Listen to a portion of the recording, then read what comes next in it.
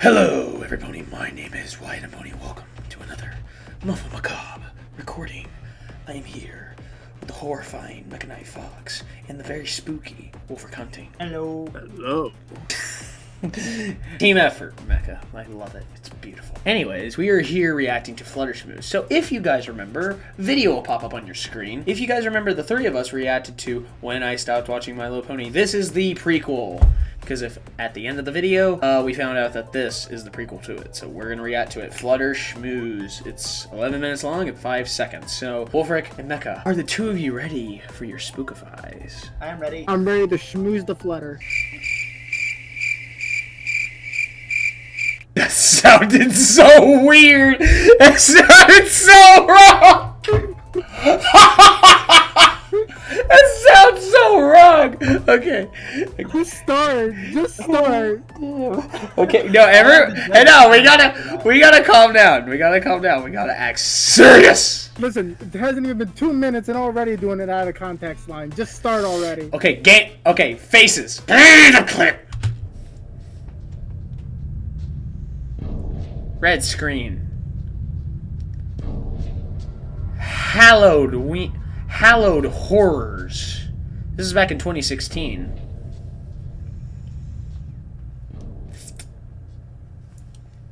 Let's see here. Oh, more typing. This is great. Hasbro internal investigation reports regarding the incident. Date of incident: September 25th, 2010. Time of incident: 12 Isn't that so satisfying? Location of incident: Beverly Center Mall, The Los date's Angeles, really California. interesting. Meet the My Little Pony characters event. Persons involved: Catherine Wilson, missing. Person writing the report: Catherine Wilson. Donna Nixon, Hasbro HR Legal. Summary of the incident. On Saturday, September 25th, 2010, at the Beverly Center in Los Angeles, California, Hasbro Marketing had prepared for a meet and greet of My Little Pony characters in promotion of their October 10th, 2010 premiere. 6 Okay. actors and actresses were hired to be in costume for the event. The meet and greet was supposed to last from 12 p.m. to 5 p.m. in the afternoon, followed by another event the next day. Wait, 12 to 5? 12, 1, 2, 3, 4, 5. 5 hours! Oh my god. Yeah. After 5 the hours. incident, all future events have been canceled. 5 of the 6 main characters exited the dressing room and proceeded to the stage, except for Fluttershy, who was played by Catherine Wilson. She was the last to exit the dressing room. Problems arose from the start that included an unusual odor and happened? the assault of several guests. 911 was called at one point after the actress was escorted from the stage. She was hospitalized shortly thereafter. What? See Daryl Castle's attached witness report. On Saturday, September 25th, 2010, I, Daryl Castle, was tasked with escorting the characters out of their dressing room onto the stage at the Beverly Center Mall. Miss Catherine Wilson, the actress hired to play Fluttershy, was the last to arrive on stage. Already it was apparent that something was wrong. Miss Wilson appeared to be intoxicated. She was walking in an abnormal way and Oh, no. unable to travel in a straight line. That's not good. Oh, When no. asked if she was okay, she merely nodded and proceeded forward. I also noted that her costume was filthy. Dark stains were all over the Fluttershy costume, with her eyes blacked out.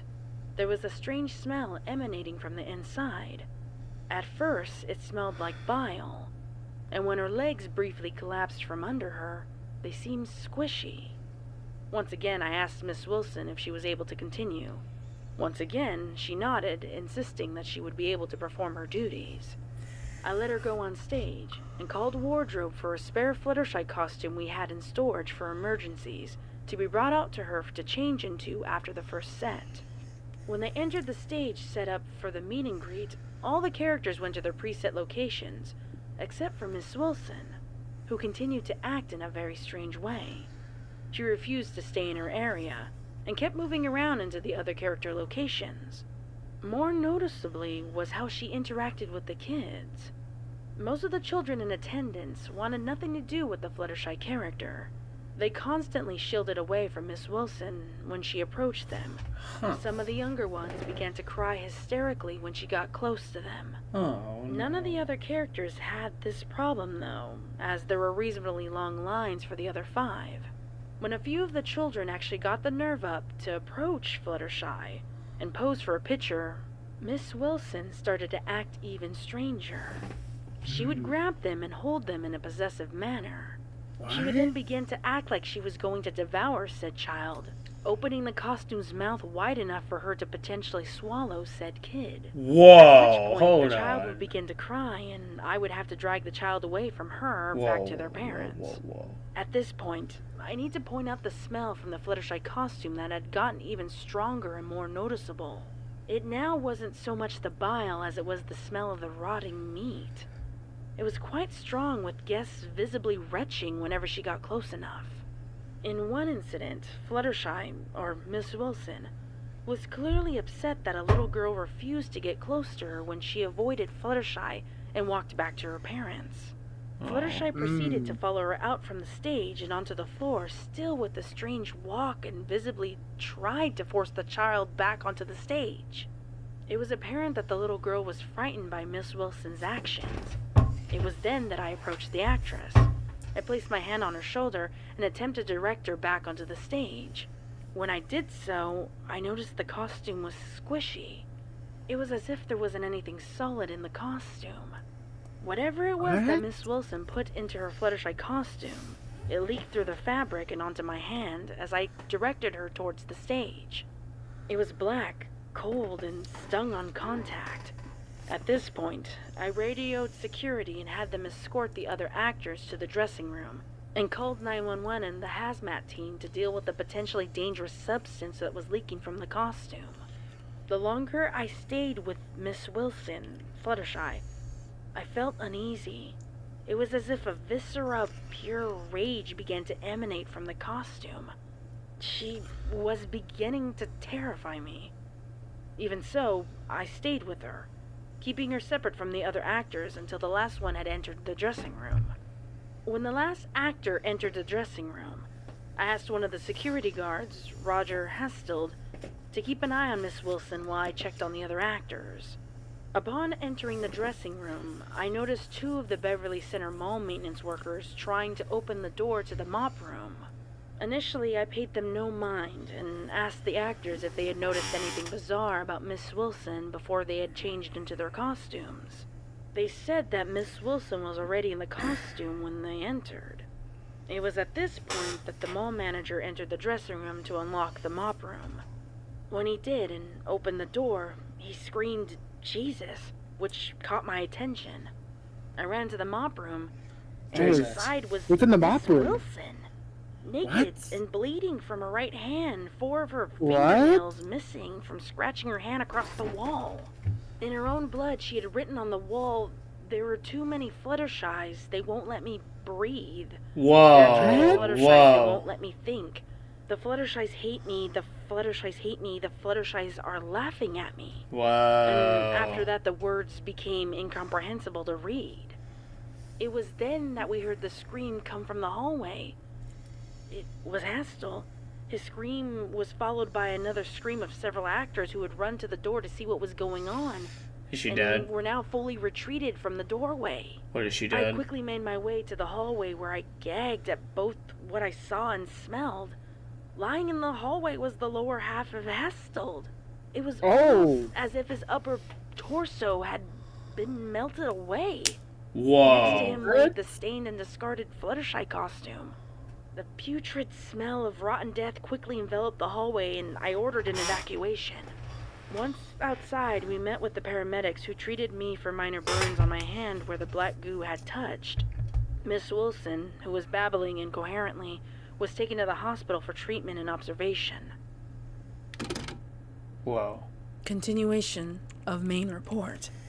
We agree with Mr. Castle's initial assumption that Mrs. Catherine Wilson had taken some illegal drugs and was intoxicated. We believe that it was a type of airborne psychotropic drug that ultimately affected her the most severely. Oh, hi! And everyone else in the mall as well, but to Hello a much there. lesser degree, causing hallucinations. We believe that Miss Wilson had arrived early and released said drug while in the mop closet and changed into her costume. By the time the others arrived on the scene, the toxin had permeated in the air within the mall. Due to Miss Wilson's longer exposure to it, her reaction was much more severe. How she wound up in the closet was questionable. We assume that perhaps the others had simply not noticed her locking herself in it, and were beginning to suffer the effects of the drug. This would explain the lack of the previously mentioned body of security guard Roger Hestel, and the lack of black fluid at the scene. The suit, which did smell awful, was incinerated at the close of the initial investigation. Miss Catherine Wilson, who was committed to Brotham's Memorial Hospital Psychiatric Wing, disappeared 2 weeks after the fact. Yes, I'm saying Federal and local authorities have been informed, and she appears to be on the no-fly list as we speak. We do not expect to hear from her again. However, we have told security to keep their eyes open for her. Addendum. It is unknown at this time who was responsible for inflating all those yellow balloons with pink butterflies and rabbit designs in the room of Miss Wilson. Oh my god. Nor is it clear who left the Fluttershy doll with its eyes blacked out in her room as well. Whoa. We will have to conduct an That's probably internal what we're seeing, investigation the to see Fluttershy who doll. might be responsible for such actions, and speak to our manufacturers in China. Yes, please. These dolls aren't supposed to be on the market yet, and the fact that one of them showed up in a mental hospital is clearly a violation of our marketing and product policies. When found, the employee or employees should be terminated immediately to prevent further violations.